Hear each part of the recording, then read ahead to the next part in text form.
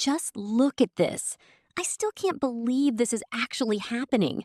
I've been in a state of total shock for 24 hours. I never even imagined this would get me so hyped. I've scoured everything, every interview, every journalist's video, every single article. All of this just to bring you the 20 most crucial details about Assassin's Creed Black Flag Resynced, combined with my own take on it. My inner fanboy is definitely screaming right now, but I'll try to keep things more or less objective.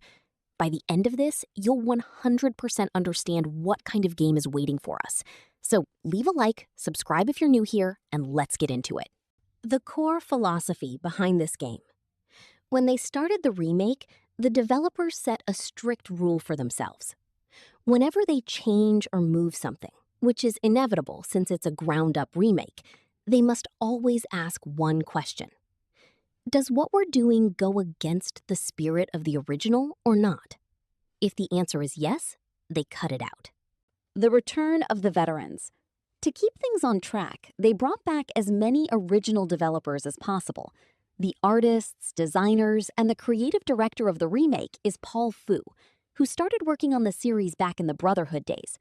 He was a lead game designer on the original Black Flag and even curated the E3 2013 demo.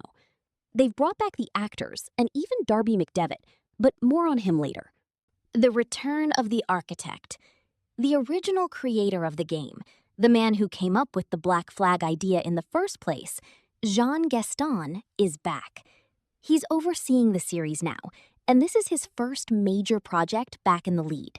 He's putting in a massive amount of effort. As the devs explain, this isn't just a redo.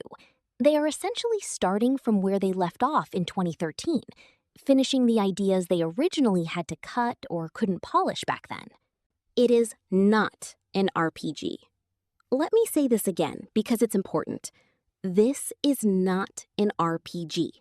This is not an RPG. This is not an RPG. I'm not sure you heard me. This is absolutely not an RPG.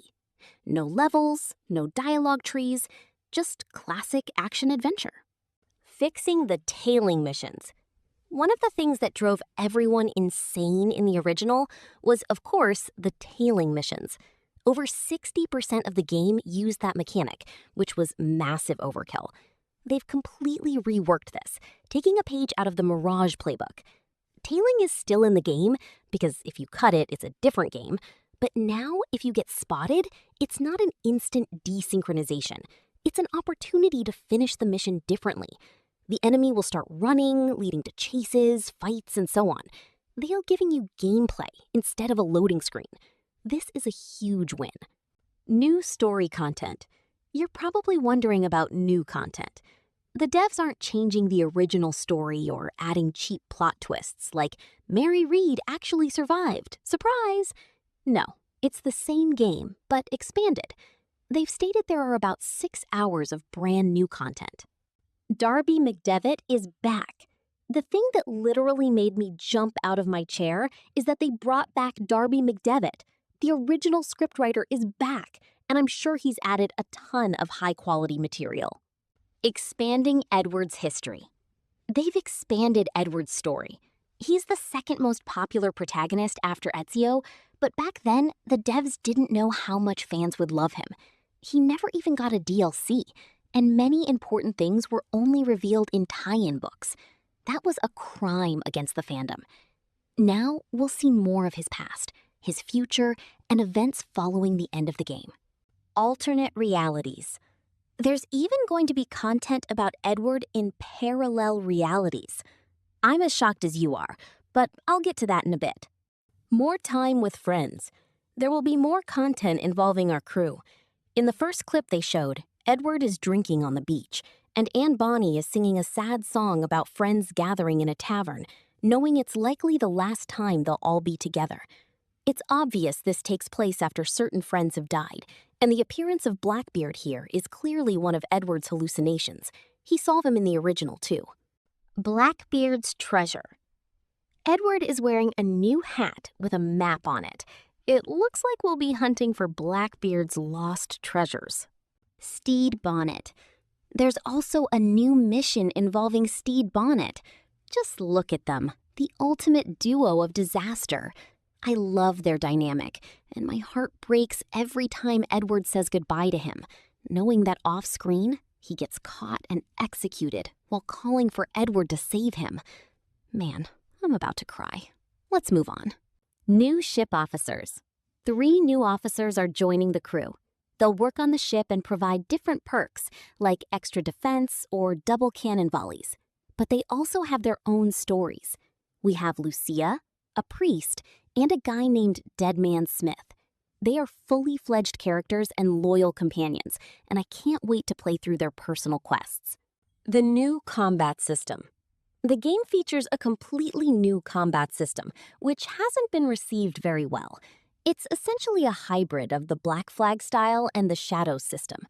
While the gameplay itself, especially playing as Naoe, was good, the visuals in the remake look rough. The parries lack impact, and it looks like a no-contact fight. It's a mess of animations covered in a ton of particle effects. Everything glows and sparks when you hit someone. It's distracting. Fixing the combat visuals. Luckily, the developers aren't acting like a typical corporate machine. They took the criticism immediately. They admitted they messed up and promised to fix it. Remove the sparks, improve the impact, and add blood, which was missing from the presentation, but will be in the game. They've also overhauled the AI to make enemies smarter. The original combat was flashy but shallow. It needed a change, and I hope they fix the visuals fast. Parkour evolution. There's a brand new parkour system.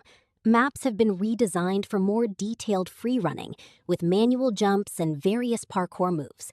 I'm honestly shocked by the negative reaction from some players. They say it looks too much like Mirage or Shadows. Let's be real. The original Black Flag parkour was mediocre because the cities were tiny and the paths were limited. Now, we're getting a system that's been evolving for years, and people are complaining just because the animations look familiar. It's a mechanic, not just a movie. Let it evolve. Stealth and social blending. Stealth has been reworked to match the style of recent games, but with all the original tools.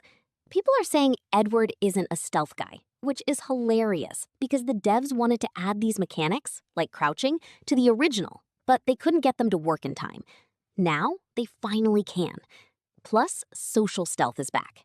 This is an assassin game, after all. Hunting and the underwater world. There's a completely different system for hunting and crafting. No more QTEs. You actually have to hunt and fight dangerous animals. The same goes for the underwater world. It's been vastly improved with more interesting levels, and it's actually scary to explore now because the marine life is dangerous, and you can't just QTE your way out of a shark attack. The modern day story. The modern day has been completely overhauled. When Gene Gedden talked about it, I realized he speaks my language. He's right. The original 2013 storyline was a product of its time. The remake moves things to 2026. We might be playing as Desmond's son, Elijah, who is exploring Edward's memories. This explains the different graphics and gameplay.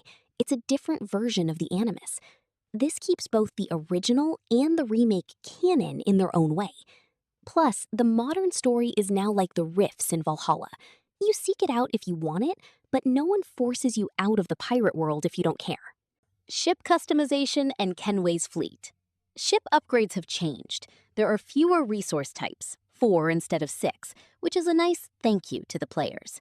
Customization for the Jackdaw is way more detailed. You can even get a ship's cat or a monkey. Kenway's fleet returns and actually matters now. Your actions on the map, which ports you destroy or explore, affect the fleet and how much money you make. No more mindless grinding just for gold cannons. The naval combat is still the core of the game, and it's been fully reworked to be deeper and more dynamic. I want to see if it feels real or just arcadey once I get the controller in my hands. The only thing I truly hate is the new UI. It's soulless and corporate, like the one in Shadows. I miss the old Animus-style interfaces that had character. However, the game will be $60, and they aren't pulling the original game from stores. That shows they care. For the first time in years, an Assassin's Creed game is getting a positive reaction from fans and journalists alike. It feels like an atonement arc for Ubisoft. They are being open, answering questions, and steering the ship back on course.